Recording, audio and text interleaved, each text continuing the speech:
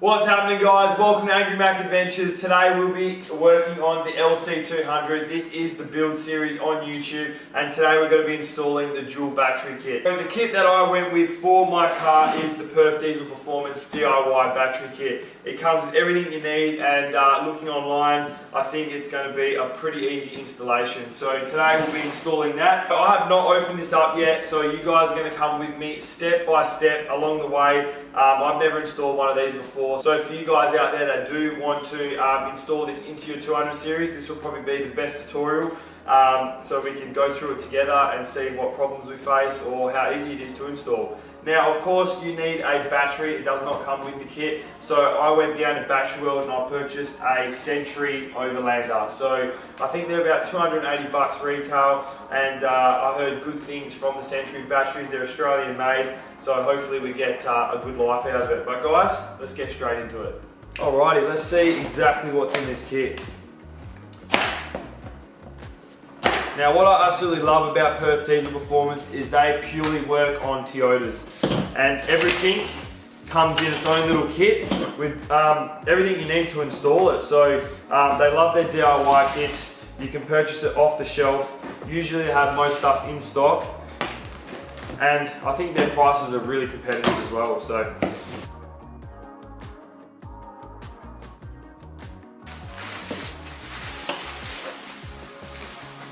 Perth Diesel Performance, they make all their own brackets. So this is the stainless steel CNC cut bracket that sits at the front. It looks awesome, it really does. And all their wiring harnesses is all made in-house as well. So everything's labeled, and hopefully it's an easy install. It looks pretty easy. This is now everything out of the box. It comes with absolutely everything. Your wiring harness, the BC-DC charger, it comes with your battery tray, and of course your battery bracket to make sure that's secured. It comes with a couple of fuse holders as well as a isolator switch. If you're out in the bush and your main battery dies, or you can't start your car on its own power with its main battery, you can actually press this button, and what this isolator does is it actually brings all the power to your secondary battery, so you can start your car and get out if you're in a sticky situation. But it comes with all these beautiful stainless steel brackets, all the bolts, everything ready to fit, and it comes with a very in detail coloured picture instruction manual to install this.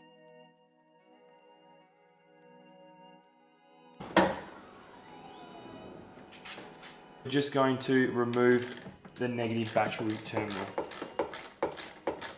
Next, we got to remove the radiator trim. Basically, you're just pushing down on the clip and then pulling it out, and it's just as simple as that. I'll show you guys how to install those later, but I actually really do like these clips. Toyota done well. This whole trim can now pull off the car. So the next step now is just to remove that whole battery, the main battery of your car. I think it's to allow access for all the wires for the BC-DC charger and just help route everything and make it all look nice and neat.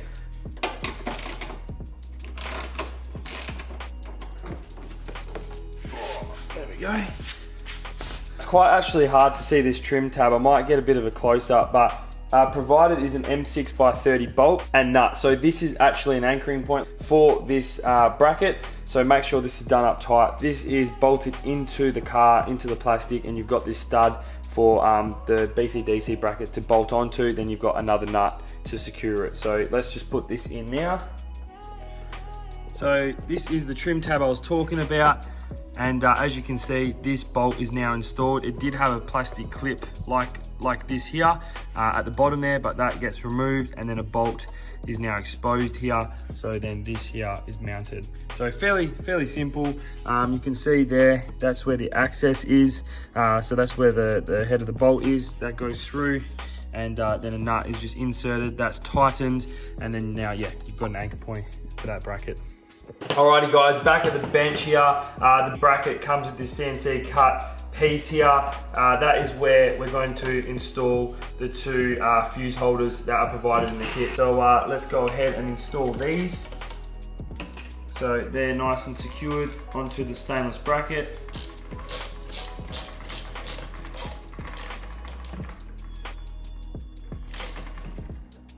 Now that the fuse holders are mounted to the bracket, we're now going to hook up all the cables. So everything is labeled in this kit.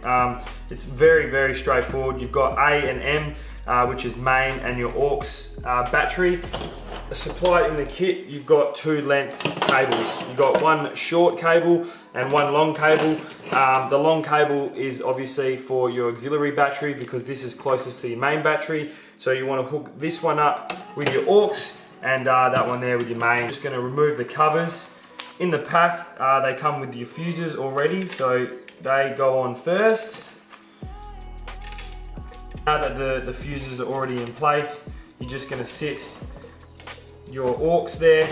Make sure you grab the right cable, put that on the other side, and then just bolt them down with the nuts that were provided in the Ziploc bag with the fuse holders. Okay, so the aux is in now in place, fuse is in. Just going to sit that main and your output cable.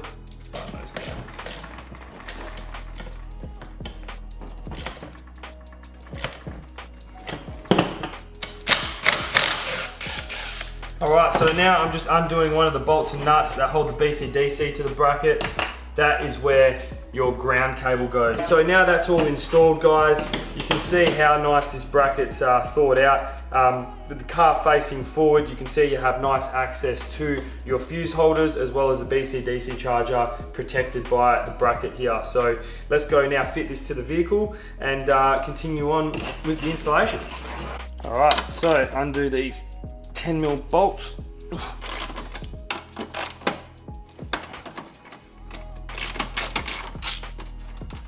This bracket now sits into place, making sure that your third mount slides in that bolt. Put that in first.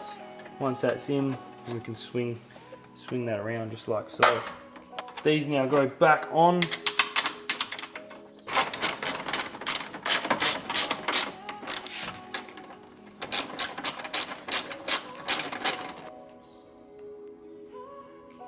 I routed the 2 cables through like this little foam pouch here to the front of the engine bay. So these are the 2 cables here. This is for your main battery, which stays there, and then this one here is your aux cable that runs across the engine bay. And this one here is that's your 3rd cable. That's your solar. So you actually want to route that so it comes to the back here, because if you ever get to a camping ground and stuff like that, you can charge your system up.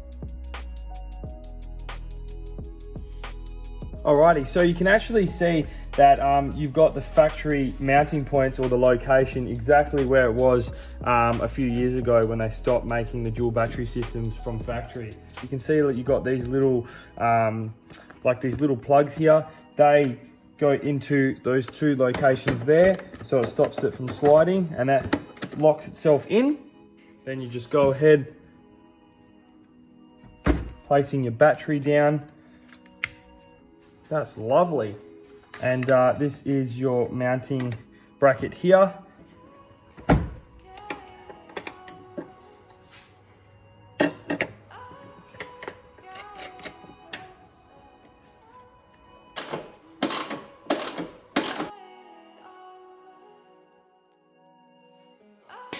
Alrighty guys, we're back. So today we're going to be installing the SBI link. You've got your stainless steel bracket with your solenoid on top. So I've just bolted that together.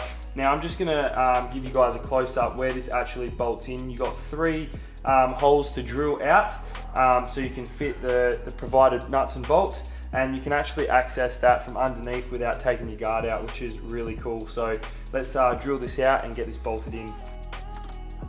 Alrighty, so this is the best I'm going to get, guys, with my phone. Basically, you guys can see those 3 holes. That's what we got to drill. I'm just going to go in with a pilot just to make sure we get the right dimension.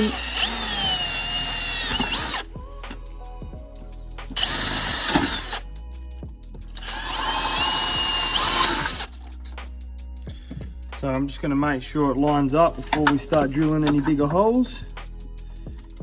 Yep, that is going to fit very well. Beautiful. Alrighty, let's get the right size drill bit.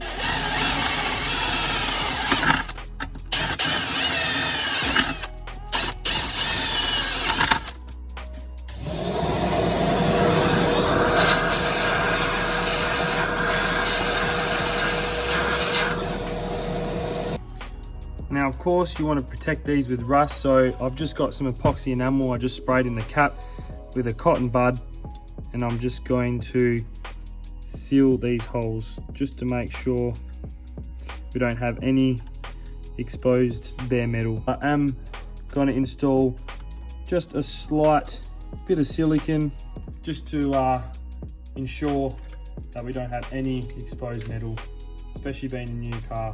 You don't want this to start popping through in a few years' time. We can now put this on and sit it in for the last time. I'll just sit all these bolts in. Perfect. That is awesome. Now what we're going to do is I'm actually going to get someone to help me just tighten these up. We need someone under the well just to hold the nuts down, and then once we get this tight, we'll continue. Now that is mounted up beautifully. So I've now connected this wire to this part of the solenoid. So now what we're going to be doing is running this cable into the firewall. So here's your solenoid here. You've got two nuts on the top. One goes to your aux and one goes to your main. So we've got this twin gauge wire. You've got the red and the black. So this one here, the one with the fuse holder, that actually goes to the top of the solenoid, just like so. And what else hooks up to that is this cable here that runs to your second battery. So those two there actually go together. We have our black cable, which actually goes to the positive side of the solenoid switch on the bottom, which basically connects the circuit all together. So that goes there. And of course that one there is powered with your last cable, which goes to your main battery, just like that. But what we'll do is we'll put this in last, just so we've got a little bit of room to tighten everything up. Make sure that all our cables are ran nicely. Now we're in the car, we just got to basically put this switch in, which is the battery link switch. So I've actually taken out the two blanks here. There's one up there, but I was just trying to work out where I kind of want to situate the switch. And I think I'm going to put it here just so, because there's two buttons here, two buttons there, just make it all nice and uniform until I put some more accessories. There is a bolt just under here that we're going to undo. So we'll just undo that. We remove this kick panel here. So basically you just want to kind of grab it from the inside and kind of pull it out. Once you get to about there, you've got like a little screw up the top. You can see just there out of the light. Once that's out, you can peel that out just like so. So we'll just sit that underneath the car for now. Once you've got access to that, you've got one more bolt here that you got to remove. Once that one is removed, you've got this little clip here that you got to release, and there is also a bolt hiding in there as well. So let's undo that one.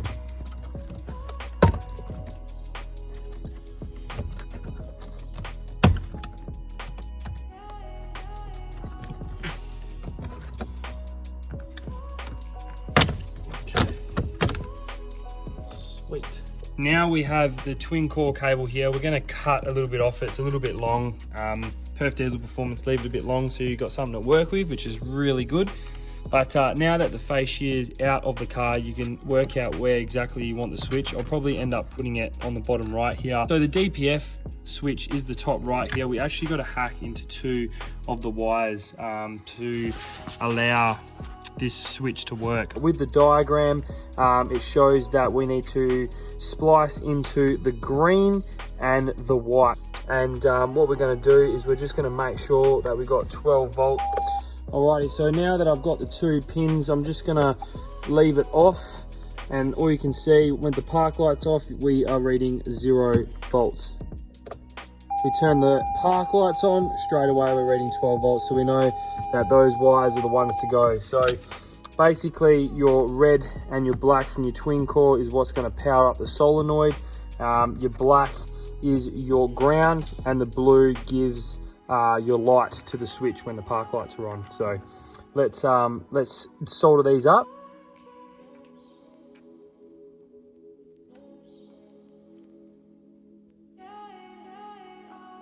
We've got the blue spliced into the green on that DPF harness. We've also got the black spliced into the white, which provides our ground. And then with the twin core harness that's coming from the solenoid, we've got red onto red and the green onto the black. That's all heat shrunk, that's all solid now with some cloth tape, all soldered up. Now I'm just gonna clean the wires up with a bit more of that cloth tape just to make it look a bit more pretty under the dash. We'll put this back together and we can start testing out everything, making sure it all works. That's what the final product looks like, guys, all nice and neat and cloth tape. And I just put a cable tie there. Now that that's all mounted up, what we're gonna do is make sure that you connect your factory harness back into the DPF, feed this back into the dash.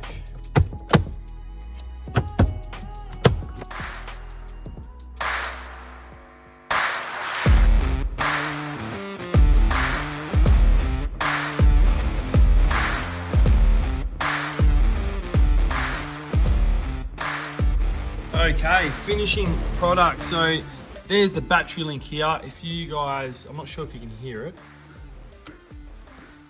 You can hear that solenoid working, or the isolator inside the engine bay, and you can see it working with the light as well when you press the buttons. This is all hooked up to your solar. PDP actually recommended to put it here. You got to drill another hole out and mount it. So your negative cable just goes to the negative terminal, and your solar to the BC-DC. Running all your cables is now hidden underneath this trim, the factory trim, and this is where your aux battery is. So yeah, very, very neat installation. So I'll just quickly take this off and we'll call this an episode.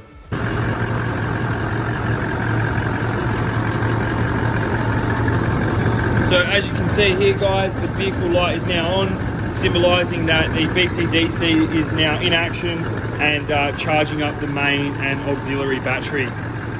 Really cool. I try to make this video as in-depth as possible, so you guys playing at home, if you do want to give it a crack by yourself and save a bit of money on installation fees, hopefully it gives you guys a trouble-free install. That's it for that episode, guys. If you do like this content and want to see more on the LC200 build, make sure you subscribe to the channel, Angry Mack Adventures. Next week we're going to be installing the exhaust, so pretty exciting stuff. Alright guys, I'll see you in the next one.